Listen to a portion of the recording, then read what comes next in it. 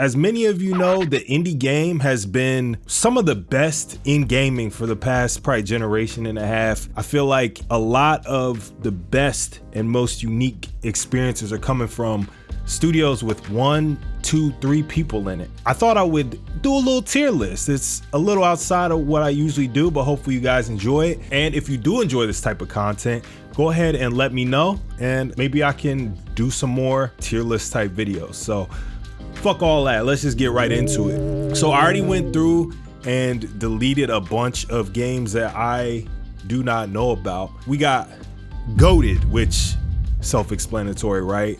Bangers, fire. Okay, these are gonna be great games. They're gonna give you a whole lot of great experiences, but they're not quite the cream of the crop. Dope, good games worth a run through. Maybe won't be the greatest game of all time, but you'll have fun. You'll have fun with it. Mid, now this is where it starts to get, well, mid. I like these games, but you know, maybe avoid them unless you just like absolutely need something new to play. Nah, skip them. Just straight up, just nah, just fuck them. Need to play are games that I own or have played a little bit of, but haven't played long enough to give definitive input on that. And then never played are for the few stragglers that I've never played. So let's go ahead and jump into this. First up, we have Alien Hominid. Now, Alien Hominid is probably one of the first indie games that I really remember playing and loving. Alien Hominid was originally a Flash game way back in the day. I had it on PlayStation 2. I love this game. I really do love this game. I have such fond memories of playing it, both in Flash mode and once it actually made it to consoles. Hard place to start because this kind of sets the tone, right? But I would say I'm gonna put Alien Hominid in the dope category. Incredible game, but I feel like there's probably a little bit of nostalgia that is making me feel like this game is better than it was.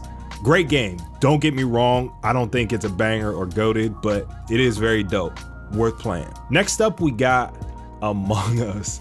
Yo, 2020 feels like a lifetime ago, right? Like 2020 seriously feels like a lifetime ago, but Among Us was one of those games that was great to play with friends and to help kind of bridge that gap of like, damn, I can't see the homies, right? Among Us was a great game. It was a lot of fun.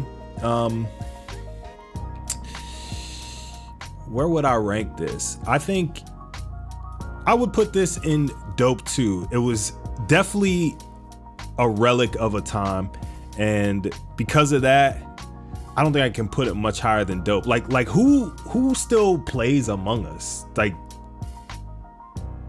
nobody? Okay, not just me. All right, cool. Next up, we got Axiom Verge. Whoo, Axiom Verge. If you haven't seen the video about Axiom Verge on my channel, I did cover it. I love Axiom Verge, I really do. It's one of my favorite modern Metroidvanias, has incredible music, is just an all-around sick game. I think this might be the first banger. I'm gonna have to put Axiom Verge in banger. Definitely worth playing for really anyone that enjoys like that Symphony of the Night vibe or anything like that. Now, next up, we have Blasphemous. This game was kind of, I would say this one's hard to really quantify how I truly feel about Blasphemous. Art style, everything like that, incredible. Music was great. I loved the Spanish Gothic and the penance angle of the game. It was such a cool concept and not one that you see too often in video games. But this is Blasphemous 1. I haven't played the second one, and I thought the gameplay was a little not great. It was good, but not great. I definitely couldn't put this in mid, but I think it belongs in dope. Now, next up, we have the 2D pixel art style Bloodstained. I have played only the first one so far. The second one is on my list to play. The first one's incredible. I love that NES kind of retro gameplay, and it was a lot of fun. I truly enjoyed Bloodstained, and yeah, I'm gonna put that one in dope as well. Now the 3D Ritual of the Night, this actually might get me canceled because I know a lot of people love Ritual of the Night, and I know it's the spiritual successor to Symphony of the Night. I couldn't get into this one, man. I didn't like the art style. I didn't like the weight of the character. I just was not a big fan of Ritual of the Night. I'm gonna have to put that one, man, mid. I know. Don't come for me in the comments, y'all. Don't come for me in the comments. I just was not a fan of this one, guys. I'm sorry. BroForce, yo, let's go. BroForce is so fun. Definitely a turn off your brain and just play it game. BroForce is just shoot, run. It kind of feels like Contra, and ironically enough, my bro and I played this a lot on PlayStation Network probably 6-7 years ago. They just put out like a big patch like a year ago that had like all these extra characters and content. Haven't gotten to play it yet, but BroForce is sick. It's fun. It's just over the top, gory, the most masculine game that's ever existed. So let's put BroForce in dope. Carrion. Now that is a game that I started to play but didn't get very far. It wasn't doing a whole lot for me, so I kind of want to put it in need to play, but I also kind of want to put it in mid. Let's go ahead and put it in need to play. I should definitely revisit it. Oh boy. Disco Elysium. This might get me in trouble too. I got about 25-30 hours into Disco Elysium. I can't say like I'm a big fan of graphic novel type games in general. This one was dope, but it just didn't quite do it for me. I feel bad putting it in mid because I know it's beloved and it's probably just not for me, but fuck it, this is my tier list, so we're gonna put it in mid. But I don't know if that's the exact exactly fair, but we're gonna do it anyway. Castle Crashers. This one's right up there with Alien Hominid. I believe it was the same developer, and so much fun. The homies and I played a lot of Castle Crashers. Also has Flash Origins, I believe. It reminds me of like a Golden Axe or anything like that, where you're just walking around hacking and slashing, but you can level up and do all that. So I'm gonna put Castle Crashers in bangers. I think that game's a banger. I think it's better than Alien Hominid, and it's 100% worth your time, regardless of what you're into. Great to play with up to 4 characters too. So next up, oh my God, Celeste. I actually got a video cooking for this game. Guys, Celeste is one of my favorite games of all time. It truly is. Celeste, incredible music, incredible gameplay. The story is great. It's emotional, it's smart, it's well written. It's the ultimate metaphor for getting knocked down and getting back up. Celeste is goated, period. Goated. It's not only one of my favorite indie games of all time, it's one of my favorite games of all time. Just fucking play it, please. Just do it. Next up, we have Chickory, which I actually, I started and haven't gotten very far in it.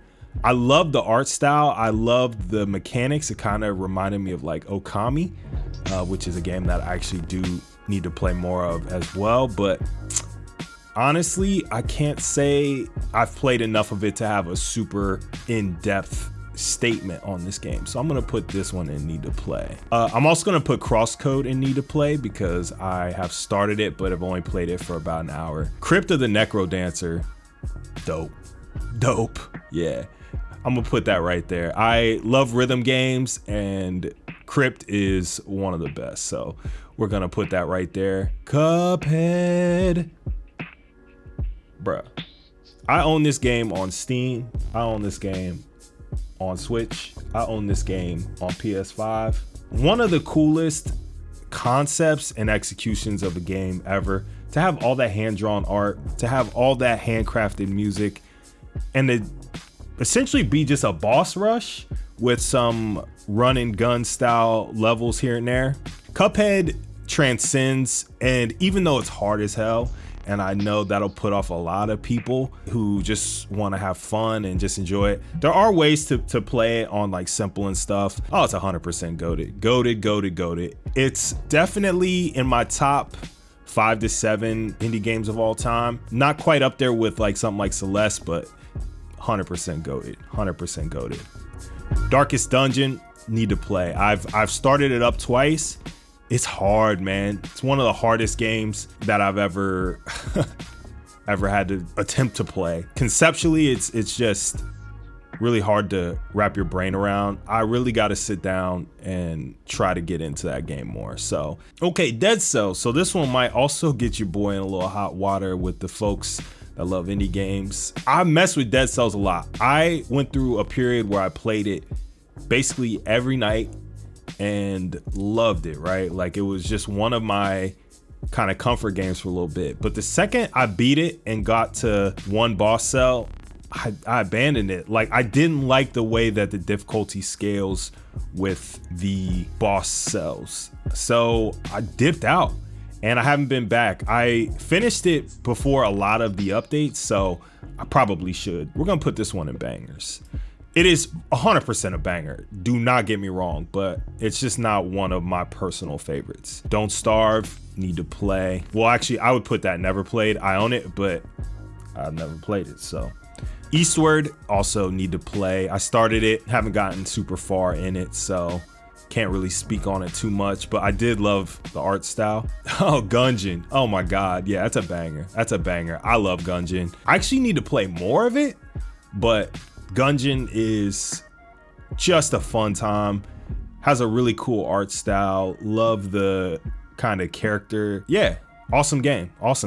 Fez, also on the need to play. I just got a PlayStation Vita and I started Fez up. I love that like puzzle style where you're rotating the camera and that's how you figure it out. Seems like a lot of fun. Seems like it's got a good sense of humor too. So I definitely plan on playing Fez, maybe doing a nostalgia for it. So we'll see. Guacamelee, both of them, 1 and 2. Definitely one of my favorite indie games. It's probably on the outskirts though. So I would, man, it's so funny. I love the art style, tongue in cheek. The combat is so much fun. It's smooth. The music's incredible. Love everything about Guacamelee, but it doesn't really stand out in my mind as like goated. I mean, nah, it isn't quite to that level, but I would probably put it like maybe right in front of Axiom Verge as far as bangers go. It's out of these right here, it's the most banger of all bangers. So, oh fuck, man, Hades.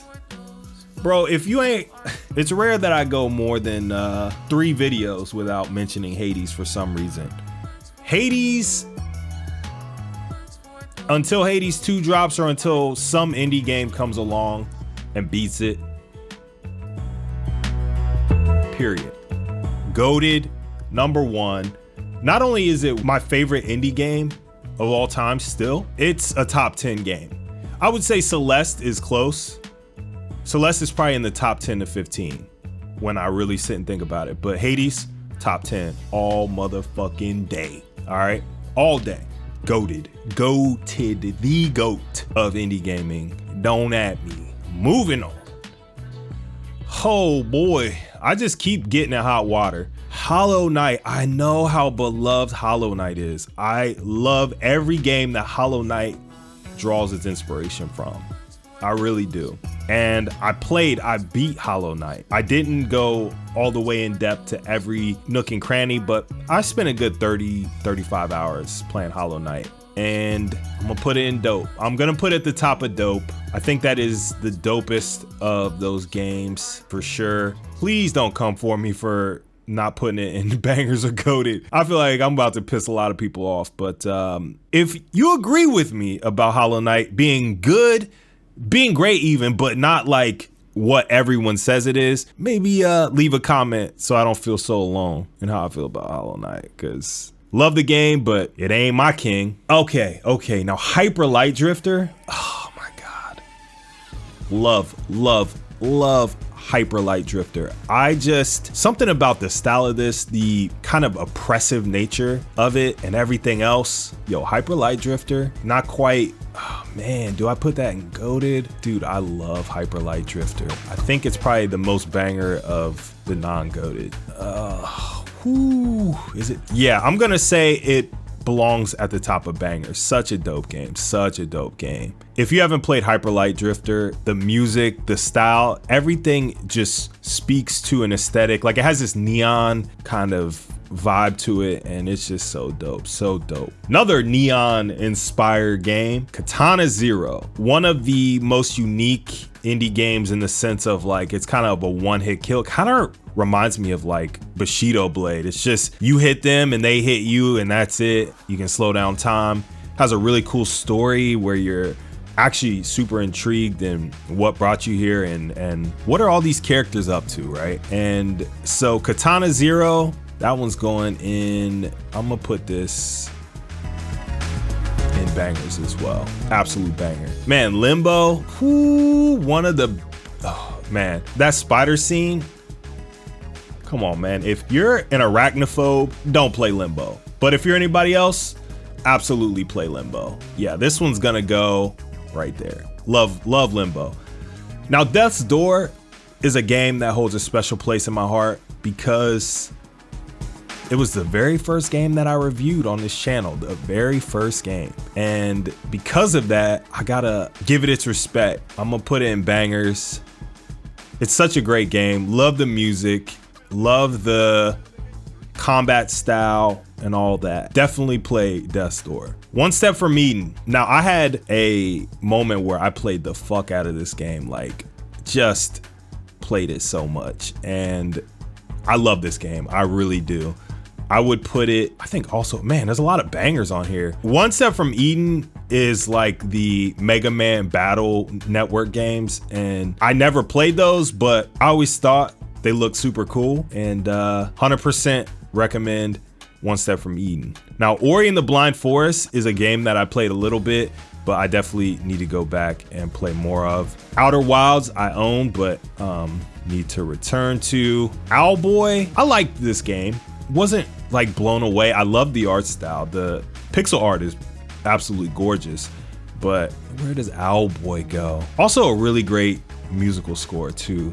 I can't say that I remember a whole lot about the gameplay, and what I do recall, it was kind of like a little aggravating. So I'm gonna put this one at the back end of dope. Definitely doper than Among Us, but I don't know if it's much doper than that. River City Girls. So, yo, I love River City Girls. Great game. I would put this one also in dope. One of the most enjoyable beat 'em ups in the modern era. It felt like what Scott Pilgrim was trying to do. If y'all recall Scott Pilgrim, I like that game, but I hated like how floaty it was and stuff. And this game just is tighter. It's tight, it's fun, it's funny, and it has a lot of cool mechanics, and it's got a little role playing to it. So real good stuff, real good stuff. Shantae also owned, but I haven't played it yet. Ooh, Shovel Knight. Shovel Knight may have been the game that really kind of kicked off my love of indies, I feel like. Because I would say Shovel Knight came out in what, like 2015, 2016? I'm gonna put this one in GOATed. I'm gonna put this right in front of Cuphead. Man, I have so many fond memories of Shovel Knight, and yeah, love Shovel Knight. And I also love all of the expansions. If you've only played vanilla Shovel Knight, you've really barely played the game. There's so many cool expansions and every character is really different. I recommend that you play Shovel Knight with everybody because yeah, it is worth it. Skullgirls, also something that I need to play. I've always enjoyed the music. The music slaps. I love the art style. I just don't know a lot of people that play Skullgirls. So, ooh, Spiritfarer. Y'all, I'm not much of a crier. I'm really not. But Spiritfarer has a character that reminds me so much of my great grandmother, who passed away kind of with dementia. And because of that, it just hit me. And it feels like the perfect combination of like Animal Crossing and like Stardew Valley or like anything like that, and has just a story. The twist of what's happening to this main character is heartbreaking. The cat's so cute too. Come on, the fucking cat. Whew, Spiritfarer, man. I just got transported back.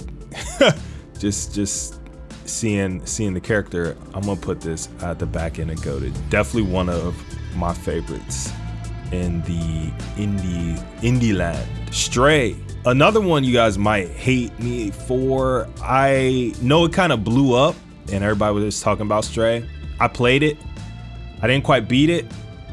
I'm gonna put this, oh man. Yo, you guys are gonna fillet me. And that cat looks like my cat and I'm putting it in mid. Oh man.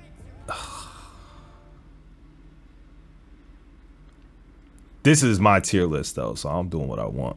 Super Meat Boy, I actually have never played, believe it or not. Haven't played, what is this, Terraria or is this Stardew? I think that's Terraria. Haven't played that, but need to. Believe it or not, I've never played Isaac. This feels like the birth of the modern indie game, and it's probably a crime that I haven't played it, but I gotta get around to it. Man, why am I blanking on this game's name?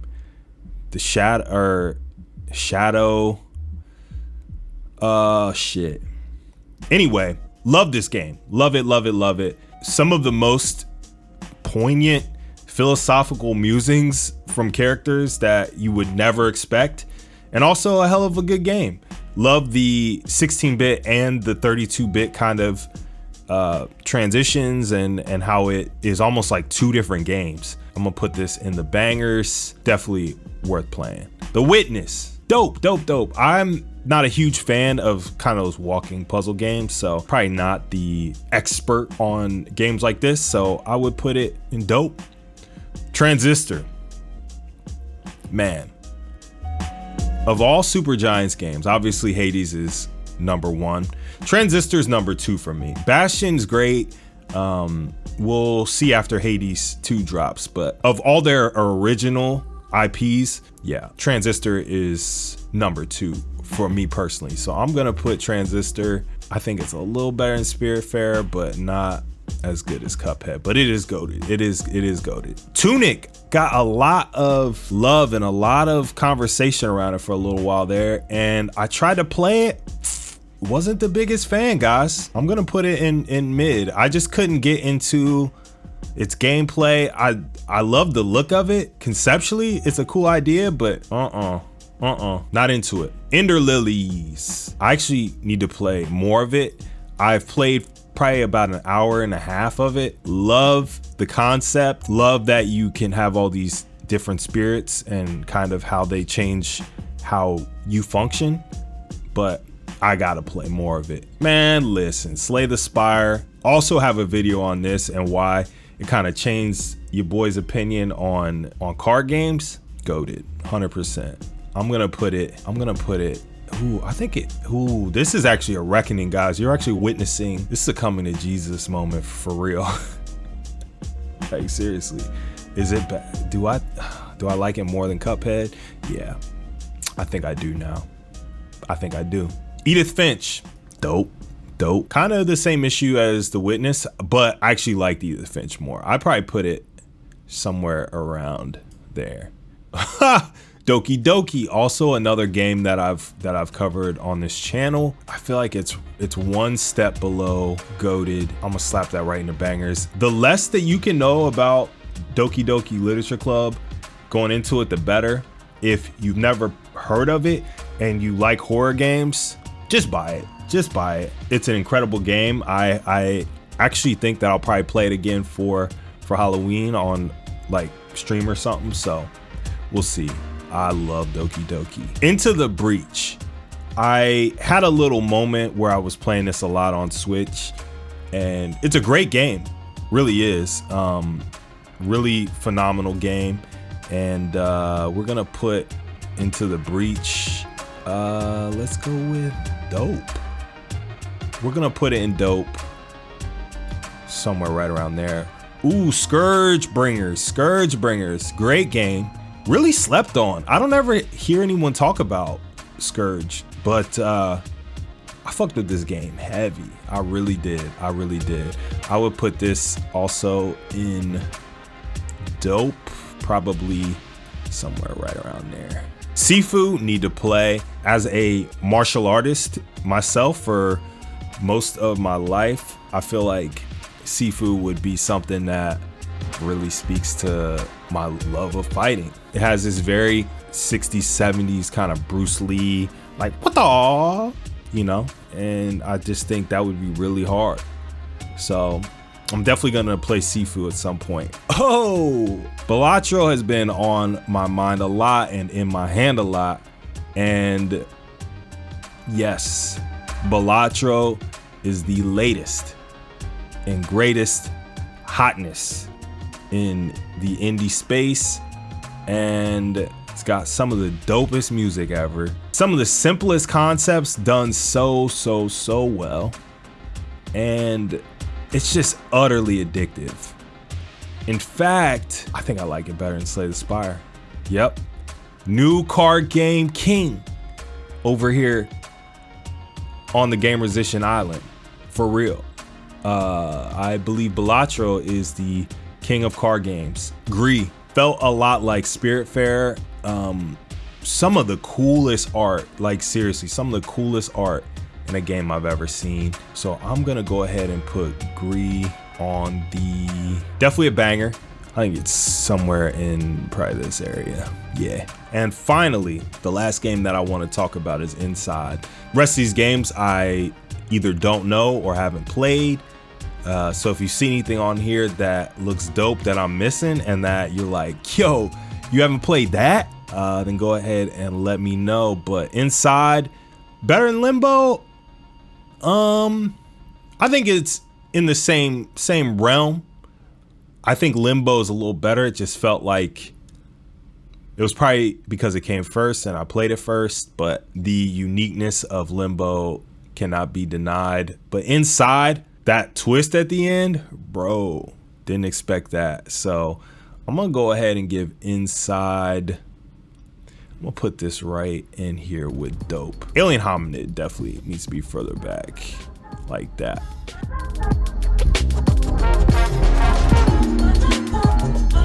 Let me know down in the comments, what are some of your personal favorite indie games? What are some I missed? Do you agree with what I had to say? I know that mid-tier is gonna probably haunt me for a while, so y'all play nice. As always, I appreciate you guys. Peace.